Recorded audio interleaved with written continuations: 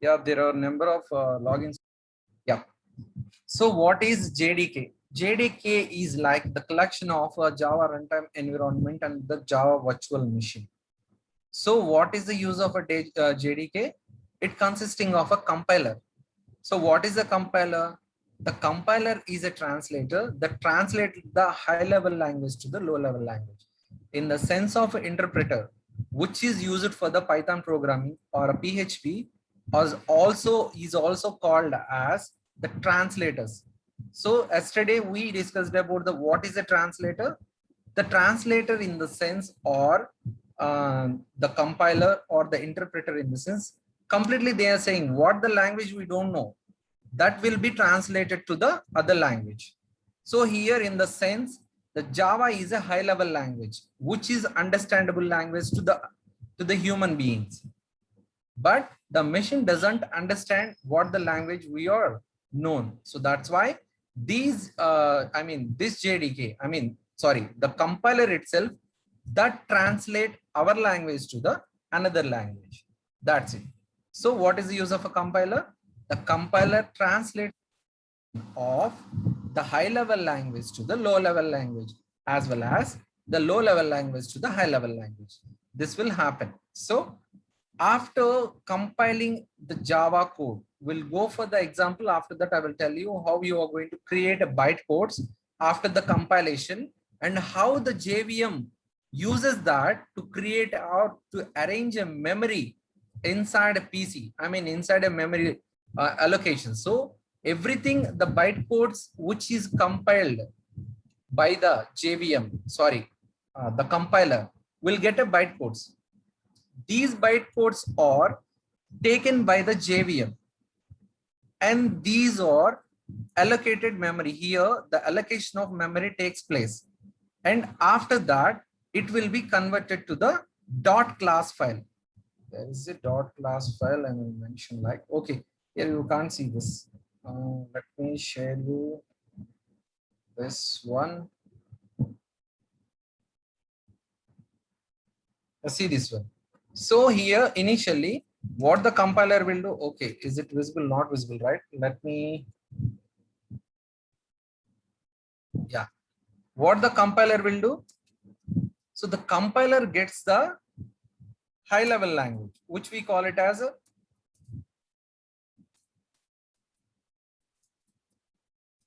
high level language. We are using what the high level language? Java.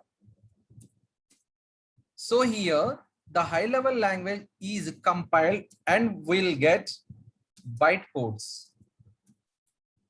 So after the compilation, the compiler shows the bytecodes. So these bytecodes are taken by the JVM. What the JVM will do, this will allocate memory. So the Java virtual machine allocates the memory for this bytecodes. So here the allocation has been done. After that, it generates a class dot class file. If the name of the Java program is like edition.java and the class generated after the JVM is edition.class file. This class file is used by the Java runtime environment. At that time, the Java runtime environment considers this and then it will be, it gives us the output. So after creation of this, when you compile this, check in your folder. After the compilation of this, you will see a folder, a file called Java class. Dot class file is available. Simply just high level language is converted to the bytecodes by using a compiler. After that, JVM allocates a memory for the bytecodes, and after all the final, they will give edition.class. This is the class file has been generated for each and every classes. Let me show you one thing.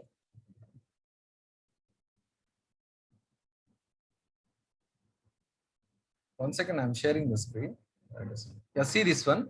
I'm just working for the students, for the second year students. I'm explaining over here. So these are all the Java classes. These are all the Java classes we are working on. So this is a .java class where it is abstract demo. Oh, where let me see this one. This is a .java class. So here I want to tell you one thing. So when I one second. Practical, yeah. Here this is a Java class. After the execution of this, sorry, after the compilation of this, we will get directly over here production. Yeah, these are all the class files. These are all the class files. See this one, accessing array dot class.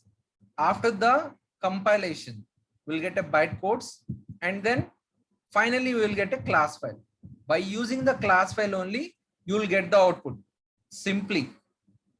Okay, I will show you that manually also. This is a tool called IntelliJ. Idea Java will share that information also.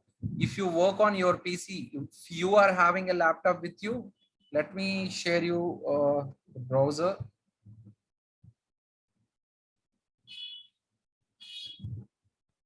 Okay, type over like jetbrains.com. So this is a jetbrains.com. Let me run this. Okay, so it consisting of so many tools. So you can use so many tools over here. So here development tools will be directly. You can see this one, IntelliJ. Here when you clicking on this, you will get an option called download. So according to your, if you are having a MacBook with you or a Windows PC with you or a laptop, if you're having a MacBook, there will be one more version is there. Here itself they will mention. So which is a very easy for us to learn each and everything. So download this one. For before that, you have to install a Java in your PC. Before that, you have to download Java in your PC. How to do that? Simply download JDK8, which will be redirected to the Oracle site, because Oracle has acquired all the copyrights of a Java. So here directly you can download this. See this one. So for the Linux, for the Solaris, and for the Windows, this is for the Windows 155 MB. Just download this one, and parallelly Java runtime environment will be install in your PC. For the MacBook also we are having over here. Okay, see this one, Mac OS. This is enough for you. So this is how you are going to download a Java JDK in your PC, and then after this you are going to execute that one. Sorry, you have to install that. So after installation process, you are going to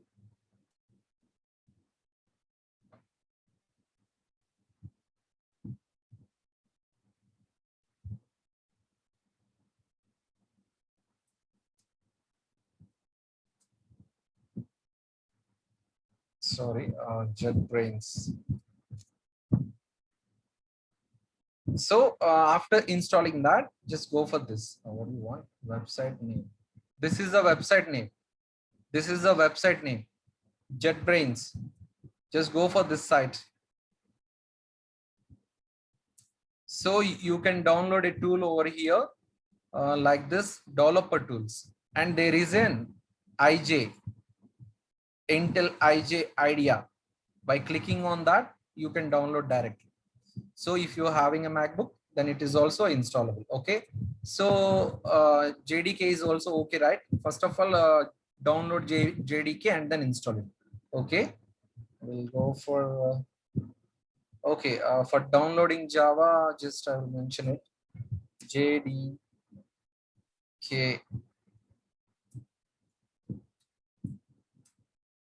Just search over here, it is very easy for you. See this one, I'm just sending you the information inside your chat box. Just go and download it. Okay, here you are going to install this. Okay, which is a very easy task for you. This is not that much. Okay, this one, if your PC is like 64-bit, download this one. Okay, 86 in the sense you are having 32-bit PCs. This is a 64-bit and this is a 32-bit. So make sure that whether you are using which bit, you are using 86, x86 is for 32-bit and x64 is for 64-bit. Okay, go and download it. After that, install the JetBrains, Intel IJ IDEA. Okay, I'm going for the topic right now. Sure. Yeah. So this one, how it works, already explained that one. So this is how the JDK uses. The JDK consisting of a compiler. Compiler is not inside a JVM. JVM is somewhat different. JDK consisting of a compiler. Okay. This compiler gets a high level language and then it will be converted to the bytecodes. Every bytecode is considered by the JVM and then it will be allocates a memory over there. After the allocation of a memory, dot class file will be generated. By using the dot class file, we are going to execute the program for the output. Okay, that's it. So in detail about a JVM. So this is a very important topic. I think they don't ask you in your examination, but you have to know this.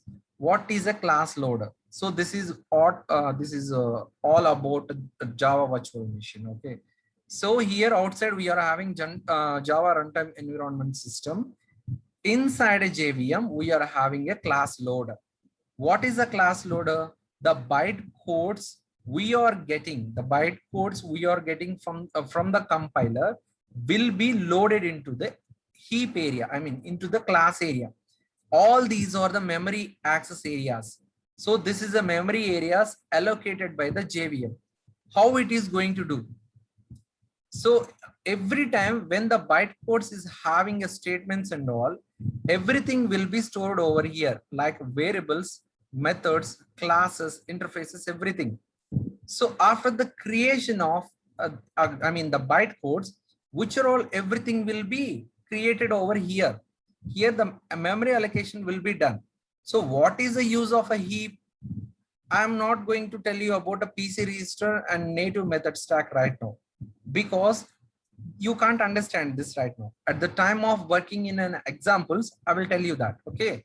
So after the creation, after the compilation, we'll get a bytecodes, and each and every bytecodes are arranged inside a class area. So after this, if you want to create any objects, if you want to create any array objects, all those are stored inside a heap area. So objects are stored over here, and here the methods, the variables are allocated. Here the objects are allocated. But I want to tell you one thing. How the Java virtual machine is going to know? There are so many classes available. So if you are doing a project, it consisting of hundreds of classes, hundreds of a Java programs are available. How they will know? Based on a stack. So here Java virtual machine creates a unique code for each and every Java program file. Again, I'm telling you how they are going to know this particular Java file belongs to the particular class by using a keyword, a method called hash code. By that, each and every class will be created, each and every class by the JVM will be created a unique code. Based on the unique code, you are going to identify to which specific Java program does it belongs to. Okay. And this PC register and native method stat, I will explain later, these two things. You can't even understand. With the example only, you will understand. Even these are also at the time of the compilation. And I will show you two demos for this, for the manual, for the tool based, because most probably I will explain in the tool itself. Manually, it takes more time for us to understand. Okay, there is no need to worry. And this is, after all these allocation, this will be sent to the execution engine. This will be sent to the execution engine. And now the execution engine gets all this. What it consisting of? The execution engine consisting of an interpreter and JIT compiler, JIT. Let me share you. Please, if you have any doubts, you can just call me, okay, after the completion of the session, because I need to continue the class. Okay, there is no need to worry. Let me share you. the execution engine consisting of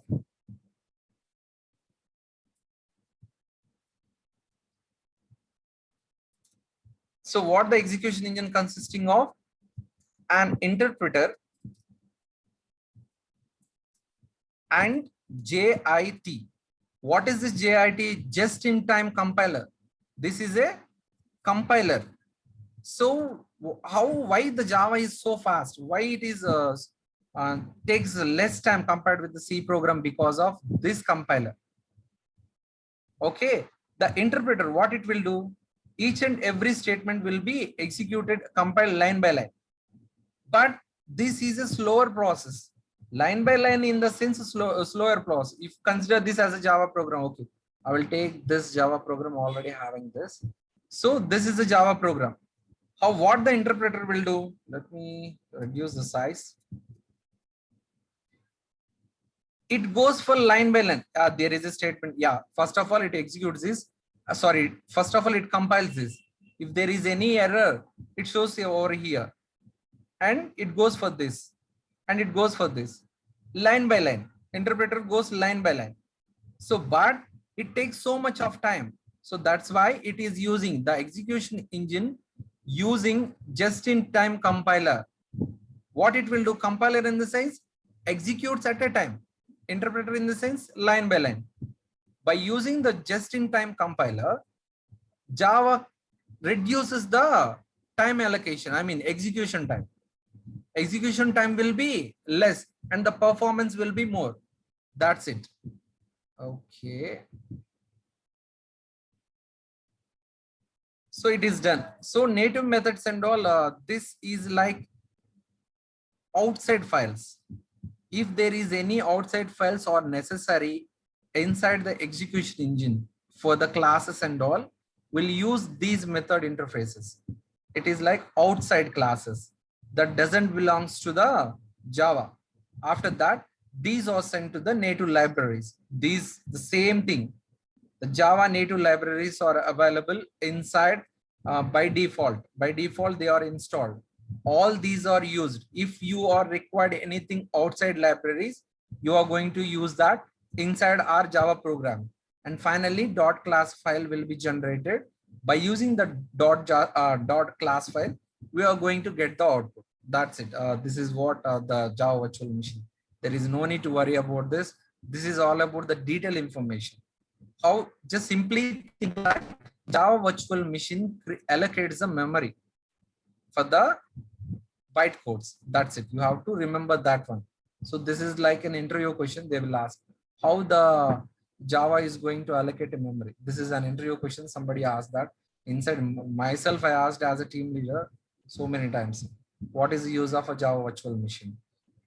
Okay, then we will go for data types. So this is the first topic which is available inside. Let me share you my screen share. This is not right. Yeah, this one.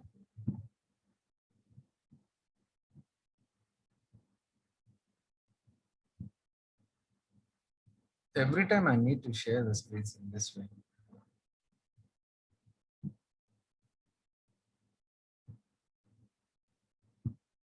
No, it is not available. That doesn't matter. It's okay. Okay, I'll go for this. Syllabus is not there. I just closed that one. Yeah. This is the main topic. You have to understand this very carefully. So how the data types are going on? What is a data type? So the data type is just like a memory allocation for the variables. The data type is like a memory allocation for the variables. So what the data type do? Each and every time we have to assign some memory based on the data type. So let me tell you about the data types. How many types are available? One is a primitive data type and another one is a non-primitive data type. Let me share you this. Yep. See this one. Primitive data types are only single values and have no special capabilities. In the sense, the byte in the sense it allocates 1 byte in memory and integer allocates 2 bytes of memory. The similar way, each and every primitive data type having their own memory length. So what is the main difference between C and a Java? Here in Java, there is a dynamic memory allocation available inside a Java. So if required, the memory will be allocated. If some space is available over there, it will be automatically deleted. But inside a C language, which compared the performance with the Java, very less. C language performance is very less. So here the memory will be allocated. If some of the memory has been used by us and some of the memory has left over there, it will be automatically deleted. Similar way, each and every data type. So integer, short, long, float, double, boolean, and character. So what is a byte? It is a single value which consisting of only single byte. What is the types of memories are there? It's like a bytes, megabytes, gigabytes, or so many trillion bytes are there. That doesn't matter. Terabytes also there. Okay, that doesn't matter. The memory allocation is somewhat a big issue for us inside the present scenario, because each and every organization, they are arranging a cloud based. Cloud in that sense, think like Google Drive is also a cloud. It is a storage. There are so many clouds are available. Cloud in the sense, it's a database. Like the Google consisting of a Firebase, the AWS, Amazon services, Amazon consisting of AWS cloud storage, and the Microsoft consisting of Azure cloud storage. So many cloud storages are available according to our that, but in our project I am using Google Firebase, which is easy for us to learn. AWS is also easy, and Azure somewhat clumsy data. I mean, the Firebase compared with the other clouds itself, it is very typical for us to understand. There is no need to worry about that, but you are not going to learn that one also. Okay, this is an integer value. What is an integer value? Just you are going to give only a real numbers. Sorry, yeah, only the real numbers.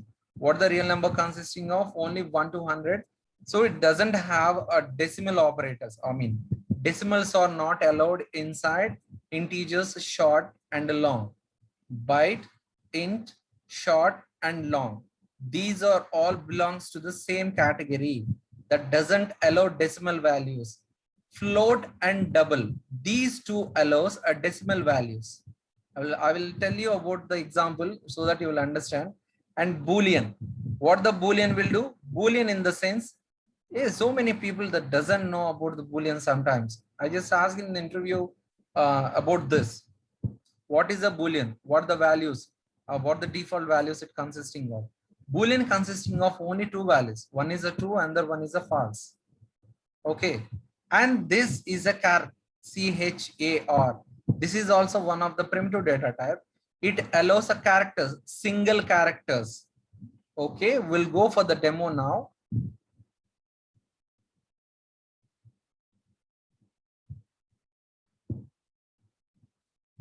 Wait for some more time. If you have any doubts, not now, just after the completion of the session, just go and download that. Just call me. I will tell you how to do that. Okay. There is no need to worry. Just stop sending in the chat box. Okay. I'm going to share you that later. Let me tell you the demo for.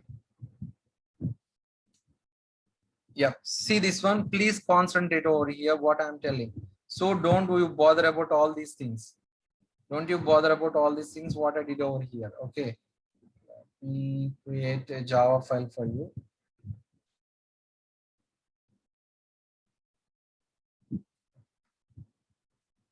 These are all classes we can't create over here. Sorry. There should be like in the sources. Here you have to create new Java class. Let's like data types.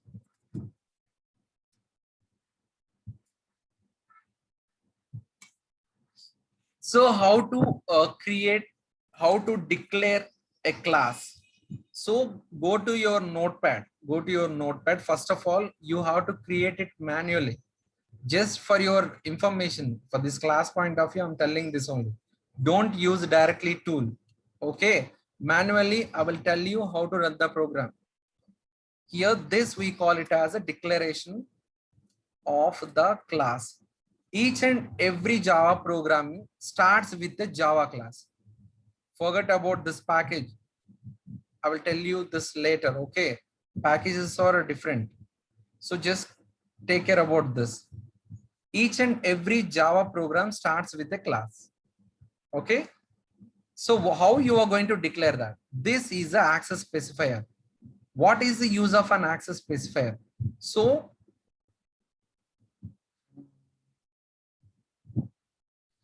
there are 4 access specifiers are available. We'll call it as access controls also. So there are 4 available. One is a public.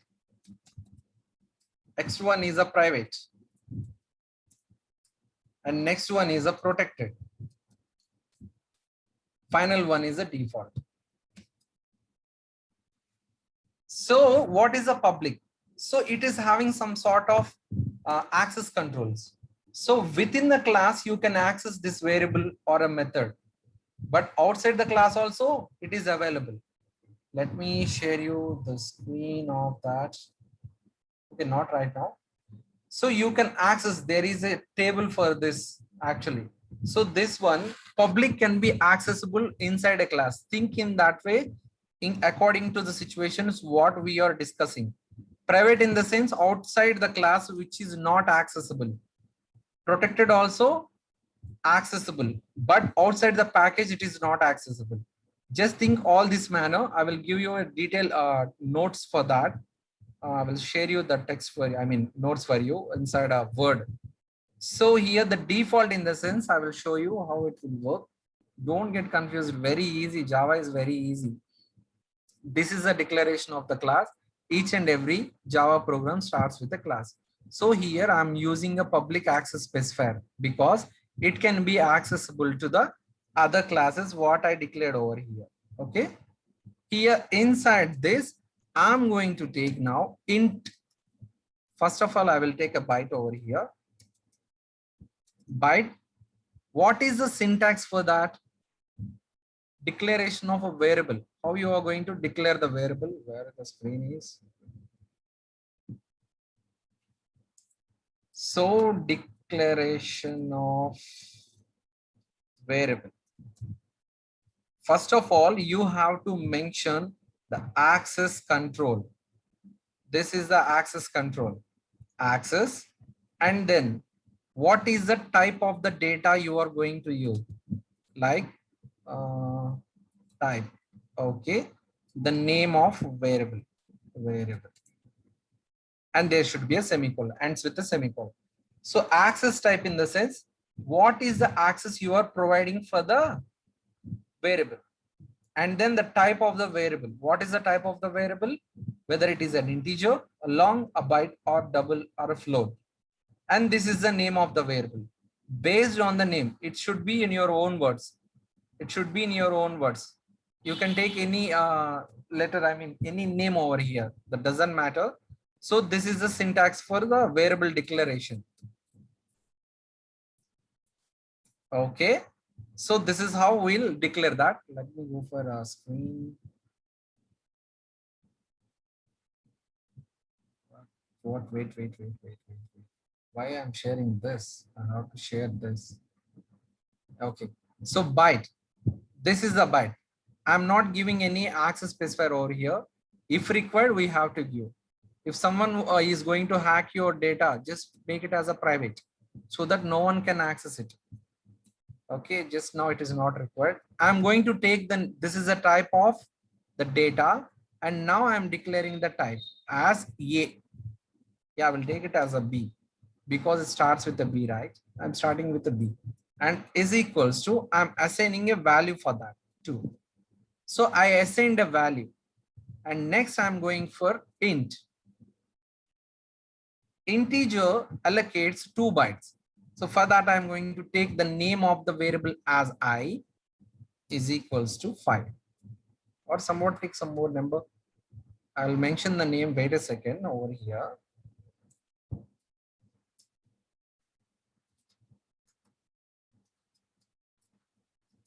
Okay, this is the declaration of the variable. This is the type of a data and this is the variable name. Okay, you can take it whatever you want over here. That doesn't matter what the name it is. So here integer has been taken, and next short is s is equals to, we'll take it as, okay, 20. Don't you think like, sir, we can take the same name over here, but the allocation of a memory is different. But the allocation of a memory is different with a short, integer, and a byte. You can take a number of values, that doesn't matter. Sorry, not take this, just numbers. See this one, it is showing error.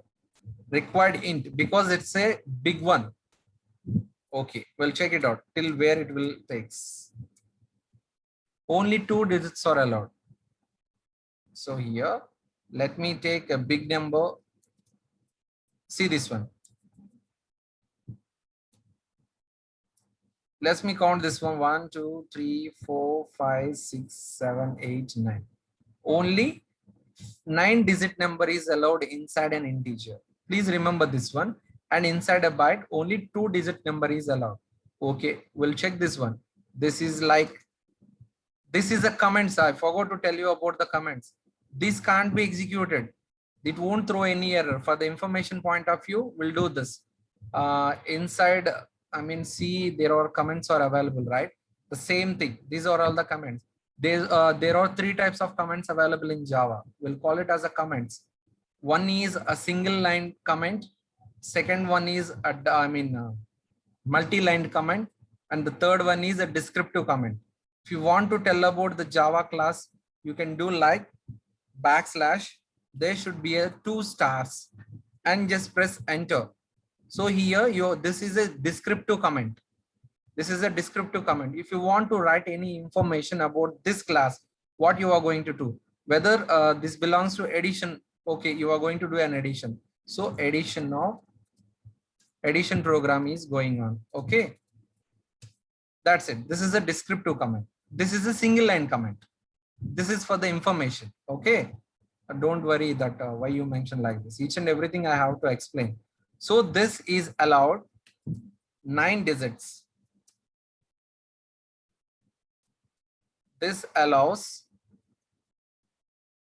2 digits. And this allows, let me check this one. 1, 2, 1. Okay, I think only 4 allowed, I think. Yep. 4 digits. Okay.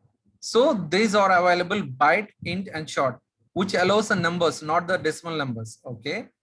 And then we are going for the long. L is equals to, let me take 1, 2, 3, 4, 5, 6, 7, 8, 9, 10. It is allowing 10 numbers. No, it is not allowing 10 numbers also. Why it is showing error? Oh, sorry, this is a small long, not a capital long. Okay. See this one. Maximum it is allowing.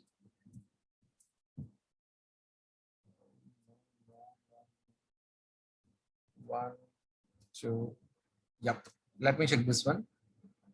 1, 2, 3, 4, 5, 6, 9. Right. Is also allowing 9. Okay. Both are same. That's okay. It is in the sense of a memory allocation, whatever it is. Just I am telling you the difference in between this.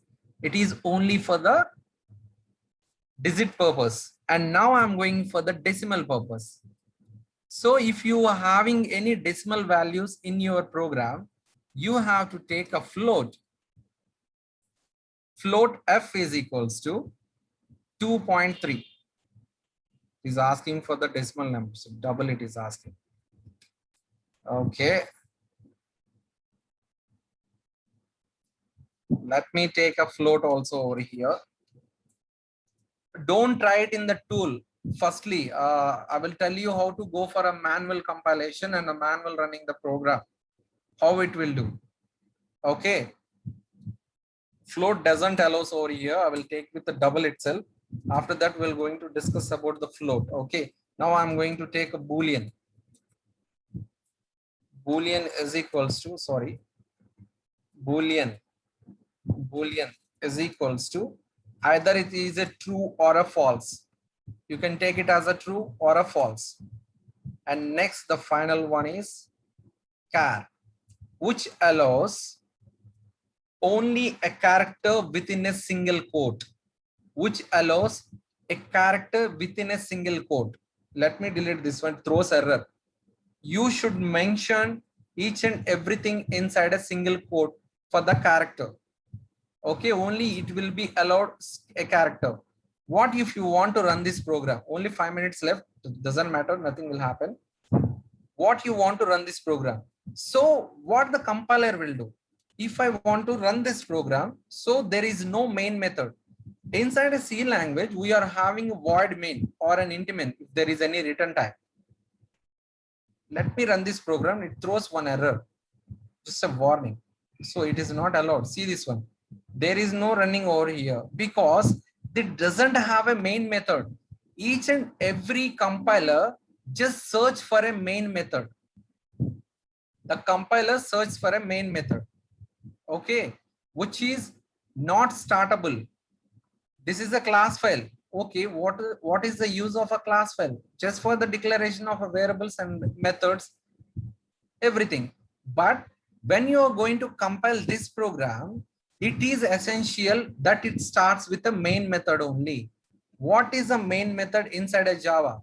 Inside a C language, we are having int main, and then we directly write a program inside this braces. Okay, but not in the sense of a Java. Java is having a particular rule like public, static, void, main. So public, static, and void main. So Java recognizes the main method when you created the main method only. The compiler recognizes and starts with a main memory, a main method, similar to the of a C language. If main method is not available, so both are same, methods and functions are same. In C language, you people are having a functions, right? The same thing inside methods and functions both are same.